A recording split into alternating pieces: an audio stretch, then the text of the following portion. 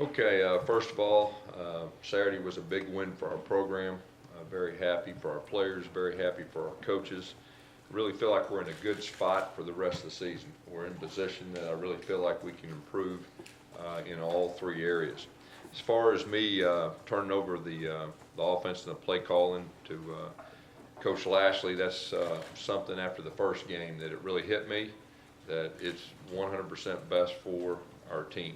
And we did that. And I really felt like Rhett and Herb and the rest of the offensive staff did a very good job with that. You know, I think we had 6 drives of 50 plus more yards. The big thing is the red zone.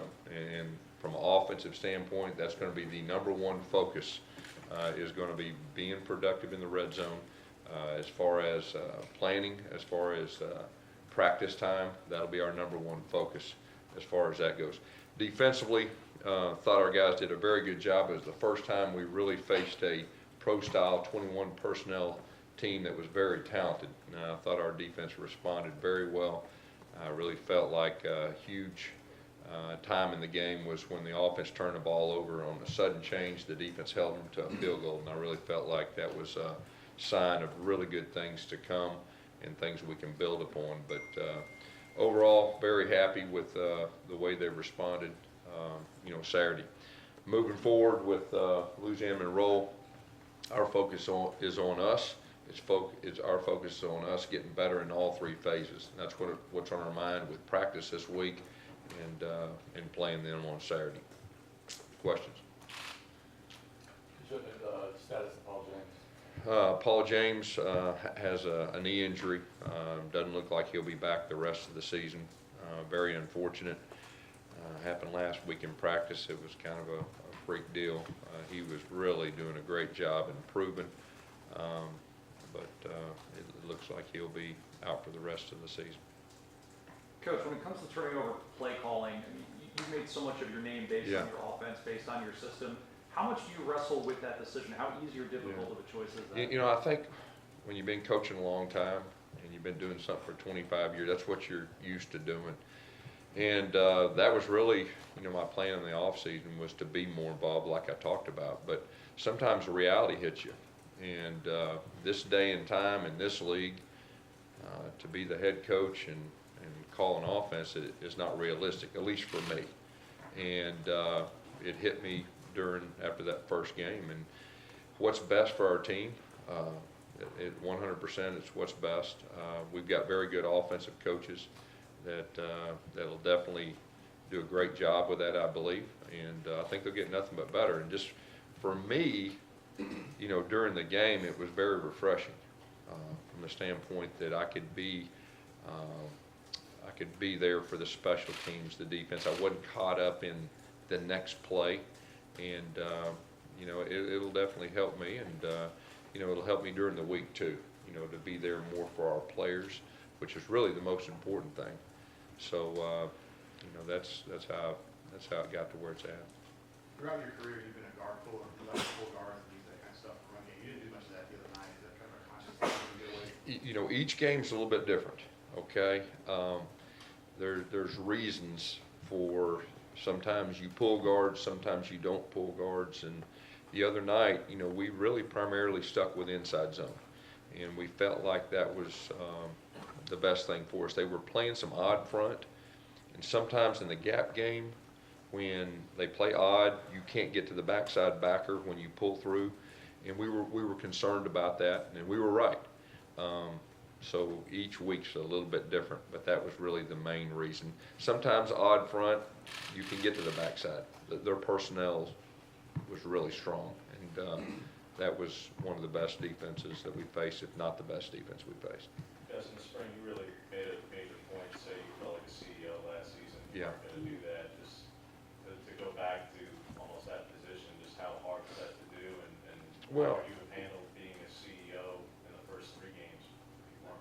Say that again. How would you have handled the first 3 games differently if you did have? Well, I think it's like I said, you do something for so long, and then sometimes reality hits you, and it hit me after game 1, and even game 2 and game 3 slowly started letting Rhett and Herb do more and more. Then it just finally got to a point that this is what's best for our team. And this day and time in this league, I just don't think it's realistic. And that's what hit me. And that's how we got to this point. I feel very good about moving forward with where we're at. Like I said, we got the potential to grow a lot on offense. And like I've said before, these guys have been with me a long time, and I've got confidence in them. And we just got to solve our red zone issues. I mean, that's our number one focus right now. And like I said just a second ago, we're going to spend more time in practice. We're going to evaluate, the whole deal in the red zone. If we can solve that, I think we can be a pretty good offense. Guys, how does it change what you do day to day during the week? What you're doing now as compared to what you were doing? Yeah, well, the biggest difference is I'm not going to be in that film room for 20 hours a day. I'm going to let them do it. Now, I'll still be on top of things and involved, but it's going to allow me to be there for my players more. I think that's the biggest thing, and the other coaches more. So it was very refreshing last week, from my standpoint, as far as a preparation standpoint overall. Just, being more of a head coach, game manager, and everything that goes with it. So at some point, will Rick come to you and say, hey, here's our plan? Oh yeah. And you'll sign off on it, Yeah, basically? I'll still be on top of things, and in all three phases, that's what I'll be. Gus, for you during the game, no, you guys always talk. Is this basically you're an extra set of eyes on the game to kind of help out? Yeah, what I did is I got down at the other end, if you didn't see, and you can really see the defense different, and you can really see how everything is unfolding, and it was really good. At the same time, as far as the special teams and the defense and everything that goes with it, it was really good.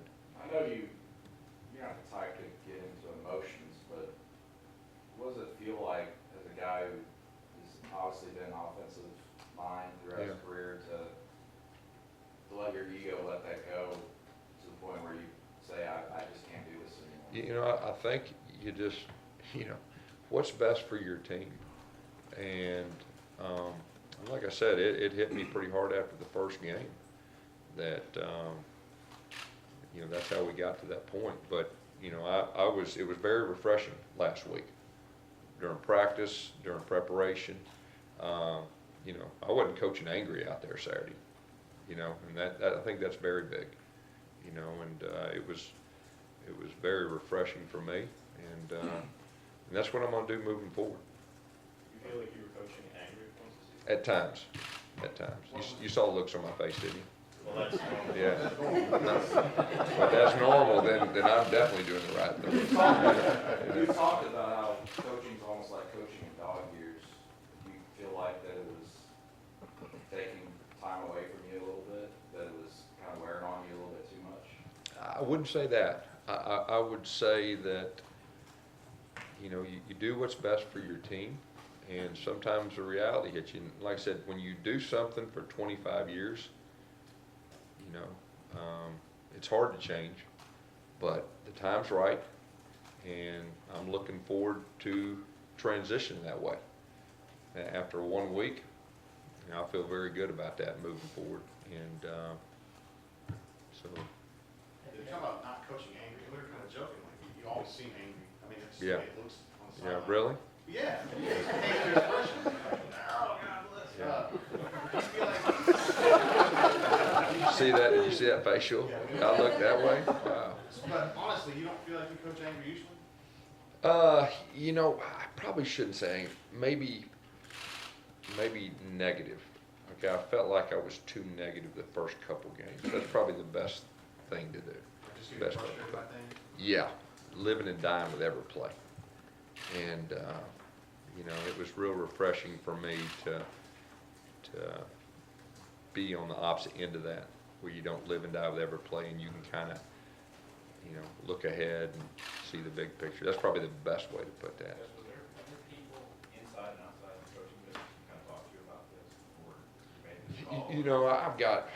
I've got my group of friends that, you know, that everybody knows, the Chad Morrises, Mike Norvells, the Hugh Freezes and all that, but, you know, it's kind of a gut, and like I said, I kind of knew it already, and it's just a gut feeling. You just know, you know, you just know what's best for your team, and that's how I got to this point. As far as the red zone issues, do you feel like play calling and play design down there is the biggest part of it? Well, I think it's all the above.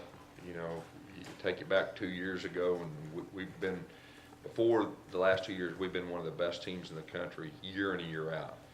And last year, and the start of this year, you know, we've been just the opposite. So I think it's just an overall evaluation of all the above. You know, evaluation of the scheme, what fits our players, the play calling, all the above, and that's what we're doing. I mean, that's our number one thing from an offensive standpoint that we have to solve, and we're gonna focus like that like crazy. You will see some different things in the red zone moving forward. Put it that way. This may sound like a funny question, but do you feel like sometimes having kind of a guy who's almost 100% kicking affects your play calling and everything? You can't take the ball out of. Say that again. Do you feel like sometimes having a guy who's almost, 100% kicking field goals can kind of change your mindset down there that you can't take any risks to avoid getting three? No, not down there. I mean, the only time that really comes into play is when you got the ball around the 35 to 40 yard line. Sometimes, you know, because he's got great range. I mean, I'd trust him from 60 in. You may see that moving forward. That's really the only time. When you get down there, you want to score touchdowns. I don't care who your kicker is, you think they're going to make it when you get down there low. So that really doesn't. Gus, I want to ask a couple running game questions. First of all, how important was it that there were no negative plays with Pat White and carry on?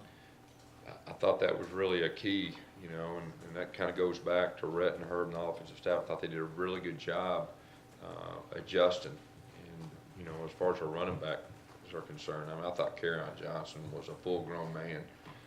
He was as physical as I've ever seen him. He was running with passion. He broke tackles. They got a lot of guys that can really tackle, and it was a real physical game. But, you know, after 4 games, you know, if you look at our running back position, there was a lot of question marks coming into the year about that, and I think those question marks have been answered through 4 games. And number 2 and 3, how are those guys physically after that game, and also the 2 freshmen, and possibilities of the guys to see more? Yeah, well, first of all, it was a very physical game. I think everybody saw that. The 2 freshmen we feel are in good spots. They've been getting mainly the number 2 reps for 4 weeks, and you know, they did get some playing time in game 2, but we're getting more and more confidence in those guys. Both of them are very talented, and if called upon, they'll be ready, and we expect them to do well, you know, when called upon. Do you feel like Kyle needs to have a bigger role, Kyle Davis moving forward?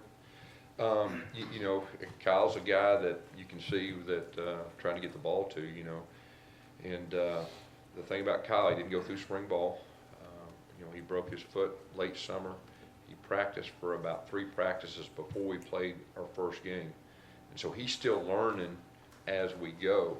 And to answer your question, yeah, his role will increase, you know, each week, and because he's still learning as he goes. And then the young receivers too, the other ones too. We got to figure out a way to bring them along, and that's part of the plan too. You mentioned Daniel Carlson. How much of a luxury is it to have somebody who gets a 40-yard line? You know, he's got shots. Yeah. He's a game changer. I mean, he's a game changer. He's a weapon. I mean, you got confidence, you know, to let him kick at 50 plus. There's not a whole lot, probably of coaches that have that luxury. He's a guy that's kicking just about every one in the end zone. I mean, the stress of covering kicks, you know, we played 3, top 20 teams, all had great returners back there. And he's kicking the thing in the end zone and hitting people and everything. You know? Don't try to catch his kicks, all right? That's probably the best way. Have you had him before? Cody Parkey was pretty good, but I don't think Cody had quite the leg. I mean, Daniel's like, he can kick them from 65, and he can kick them pretty regular from 65. Gus, I wanted to ask you just about your thoughts of what happened to the oak tree at Chambers Corner. Yeah. Catching fire this weekend. Yeah. First of all, the lady that caught the guy and had enough courage and guts to go call him out, I mean, I think that's big, and I hope they punish the guy big time. That's what I hope. I mean, it's unfortunate. It's real unfortunate. That's what you hadn't thought about Les Miles. Yeah, I mean, Les is a legend. I mean, Les is a guy that, you know, he has helped make the SEC what it is currently. He's one of those guys. He's a great coach.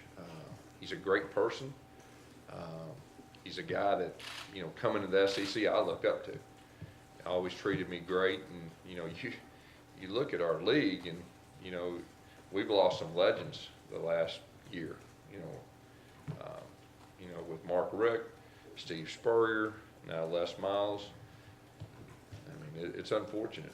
I mean, he's one of the best in the business. He has kind of an odd way of talking about things. He speaks in odd phrases. Does he talk that way with you? Does he say weird things or profound things when you talk to him? I mean, that's what makes him who he is. And that's why people love him, you know. I hate it. You think he'll land somewhere? If he wants to, he's one of the best coaches in America.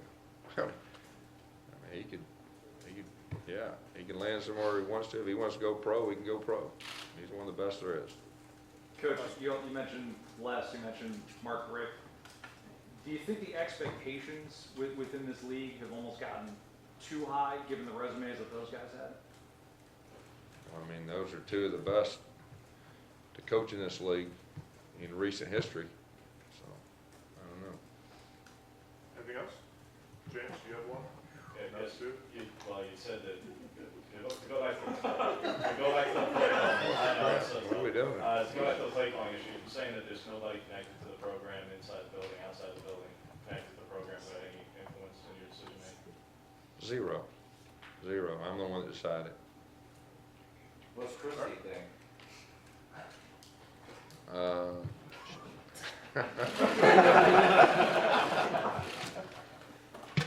That's probably it.